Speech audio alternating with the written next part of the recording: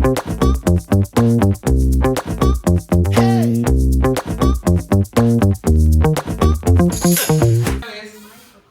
es una muestra fehaciente del rotundo fracaso de los estados modernos y sus políticas neoliberales con las que han intentado someter a los pueblos para quedarse con sus recursos y la fuerza de trabajo de su gente. El papel protector de las instituciones del Estado ha sido transformado por los cómplices y autores de nuestra tragedia nacional, y es por ello que hoy, con la verdad en la boca y en la mano, nos toca hacer la tarea pedagógica de dar a conocer los resultados de este inmenso esfuerzo por la recuperación de la memoria histórica. Hola, ¿qué tal amigos? ¿Cómo están? Bienvenidos a una emisión más de The Essential. Yo soy Isabel Inclán y me encuentro ahora con una personalidad muy importante que ha venido desde Colombia aquí a Toronto. Se trata del doctor Carlos Martín Beristain. Él es el representante de esta Comisión de la Verdad para que no se repita la guerra o el conflicto armado en Colombia. Carlos, ¿cómo estás? Bienvenido. ¿Qué tal? Mucho gusto y bienvenida. Gracias por la bienvenida y por el abrazo. Volver a Canadá, donde empezamos hace 4 años a tomar testimonios de víctimas del conflicto. Vengo ahora a tratar de hacer una devolución de ese trabajo de la Comisión. Claro que sí, la Comisión de la Verdad, pues bueno, después de 3 años de hacer una ardua investigación y sobre todo de acercarse a la diáspora colombiana y a los colombianos, a las víctimas del conflicto armado de más de 50 años, bueno, arroja sus conclusiones, arroja sus recomendaciones. Este reporte fue presentado en el 2022, después de, como les decía, 3 años. En total, entiendo que se hicieron 30,000 entrevistas a colombianos dentro y fuera de Colombia, incluidos 2,000 fuera de Colombia y, por supuesto, desde Canadá. Carlos, ¿cuáles son los puntos principales de este reporte? ¿Qué es lo que arrojan estos testimonios, me imagino, bastante crueles? Bueno, lo que arroja, primero es un gran ejercicio de escucha, ¿no? El ejercicio de escucha más amplio que se ha hecho en el país, tanto para tomar testimonios de víctimas como también de responsables y dar una idea pues lo más completa posible de qué es lo que ha pasado en el país y cuáles son los factores de persistencia del conflicto armado, ¿no? Colombia ha tratado de salir de la guerra durante muchos años, desde hace 30 años, desde el caso de la Unión Patriótica a mediados de los años 80, y los sucesivos intentos han sido parciales y se han reproducido las condiciones de violencia. La Comisión hace énfasis en lo que para nosotros son los factores estructurales del conflicto armado, que la guerra no solamente, o la paz no solamente es, digamos, la entrega de las armas y la desmovilización y la reintegración de las personas que han estado en la guerra, sino también conlleva la necesidad de transformaciones estructurales que tienen que ver con la superación de la exclusión, la propiedad de la tierra, acabar con la impunidad, el tema del narcotráfico, los cambios en el modelo de seguridad, cosas todas ellas que son fundamentales para la construcción de la paz. Muy bien, Carlos, bueno, pues al revisar un poco en términos generales este reporte, más o menos lo que vemos son 67 recomendaciones muy puntuales de la Comisión de la Verdad respecto a qué hacer para que no se repita esta cruel experiencia del conflicto armado. Y está dividido por temas. Uno de estos temas me llamó la atención, es el narcotráfico. Y entre estas recomendaciones apelan a la regulación del mercado y también a superar el prohibicionismo. ¿Qué más nos puedes ahondar sobre esto? Bueno, para nosotros el narcotráfico ha sido un factor, también un protagonista del propio conflicto armado. El narcotráfico formó parte de los grupos paramilitares durante muchos años que llevaron a cabo la campaña de terror más brutal en el país. Fue fuente de financiamiento de todos los grupos armados, incluyendo especialmente de las FARC. Ha sido financiador de campañas políticas y de parte del aparato del Estado.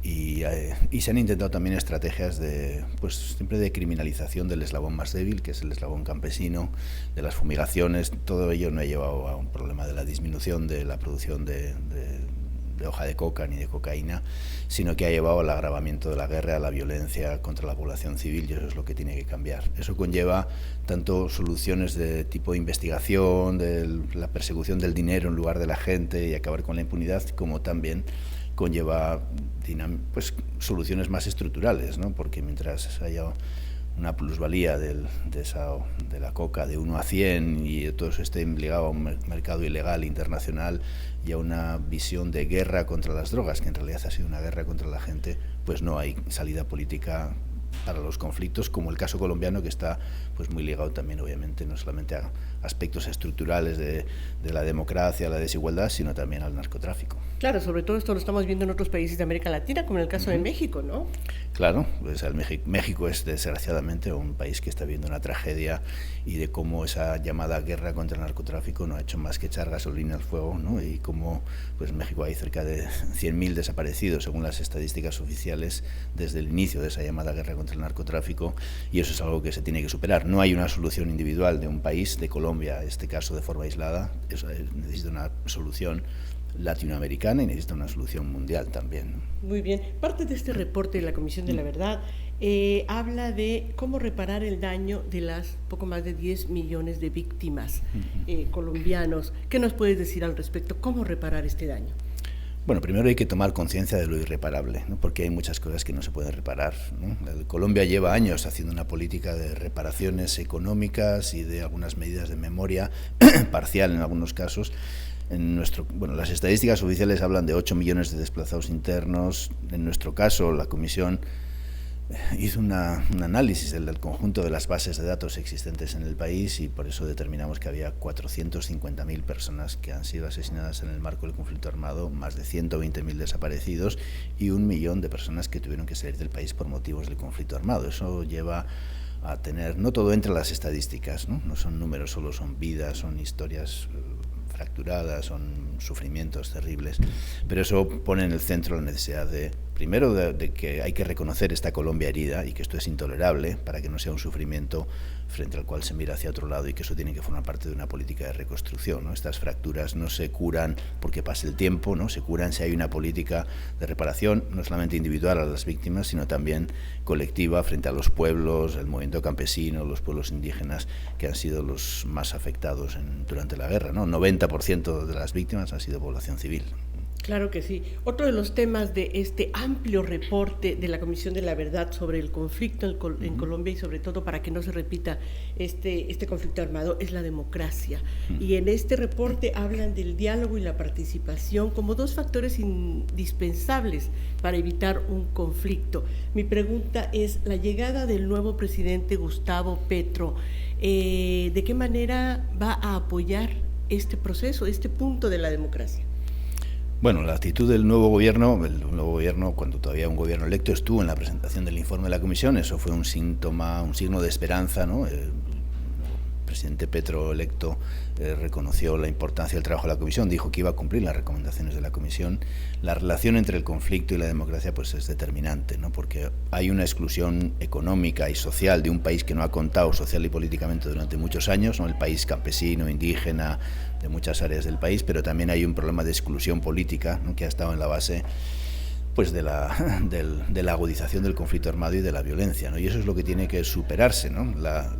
Es más democracia lo que Colombia necesita, más participación social para superar la exclusión, y que, digamos, la justificación de la violencia que ha tenido como un intento de superar esa exclusión política, pues para nosotros no se da más en el país, ¿no? Y la democracia, a Colombia le ha ido bien cuando ha habido una apertura democrática y una profundización de la democrática, y le ha ido muy mal cuando esa democracia se ha cerrado y se ha convertido más en un Estado con un fuerte componente autoritario también en las relaciones del país con la ciudadanía, ¿no? Y la criminalización de la protesta, etcétera. O sea, hay cambios estructurales muy importantes, como te decía antes también, el cambio del modelo de seguridad, una seguridad muy vista desde el punto de vista del enemigo interno, ¿no? Que considera a la población civil o al disidente, al quien protesta, como alguien a eliminar, y no como una reivindicación que necesita soluciones políticas, ¿no? Eso es parte del camino, y para nosotros pues el nuevo gobierno, también las movilizaciones sociales que muestran un país que ha perdido el miedo, ¿no? Y que hace que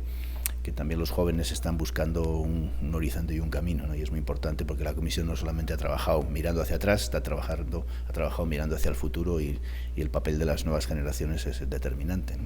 Claro que sí. Carlos, finalmente tú como médico, como psicólogo, ¿qué mensaje le darías a esta diáspora colombiana? Nos encontramos en Toronto, Canadá. ¿Qué mensaje le darías a esta diáspora colombiana que seguramente de alguna forma u otra está tocado por este conflicto armado? ¿Cuál sería tu mensaje? Bueno, el mensaje es lo que nosotros hemos tratado de hacer desde el principio, desde que vinimos también a Canadá, a Toronto también, la primera vez, de abrir un espacio para recogida de los testimonios, para la escucha de las comunidades, de las personas que tuvieron que salir por motivos del conflicto armado. El mensaje es el informe también, ¿no? El informe recoge, hay un tomo del informe que recoge lo que nosotros hemos llamado la Colombia fuera de Colombia, ¿no? Porque hay una historia que necesita ser escuchada, que ha sido invisible, que se ha justificado, que se ha negado que exista el exilio o el refugio colombiano.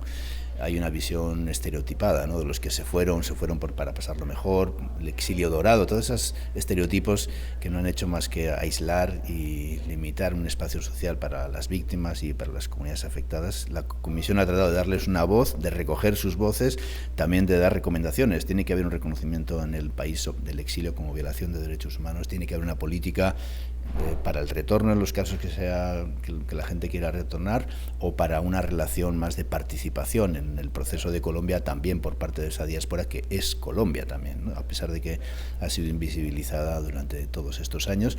Y también, bueno, el mensaje es, el informe conlleva toda una historia colectiva puesta a disposición de la gente, es una herramienta para la transformación, ¿no? No solamente para mirar a lo que ha pasado, sino también para reconocer pues la resistencia de la gente, ¿no? El exilio, mucha gente nos dijo, tuvimos que empezarlo todo de cero, de nuevo, ¿no?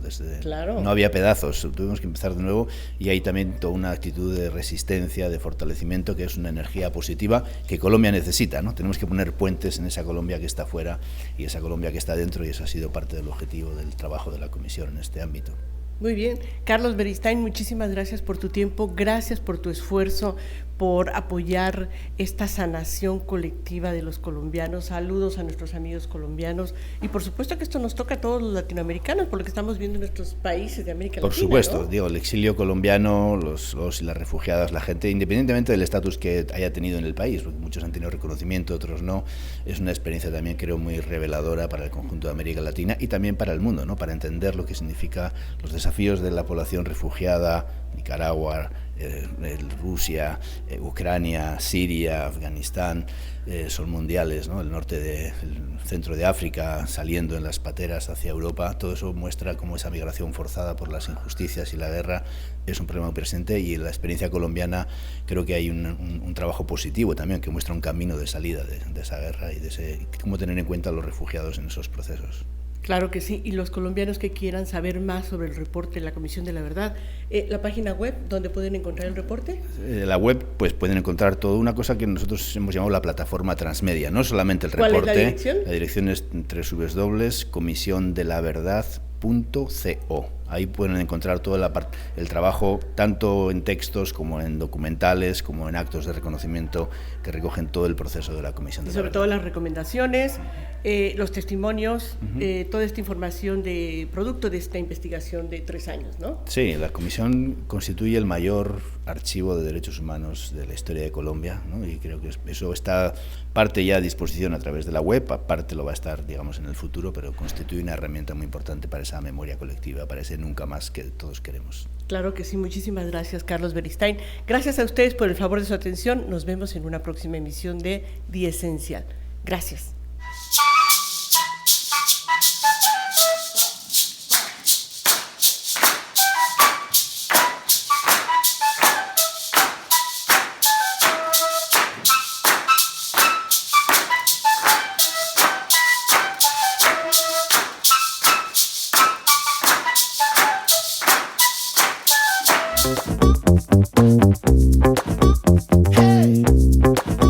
Hey.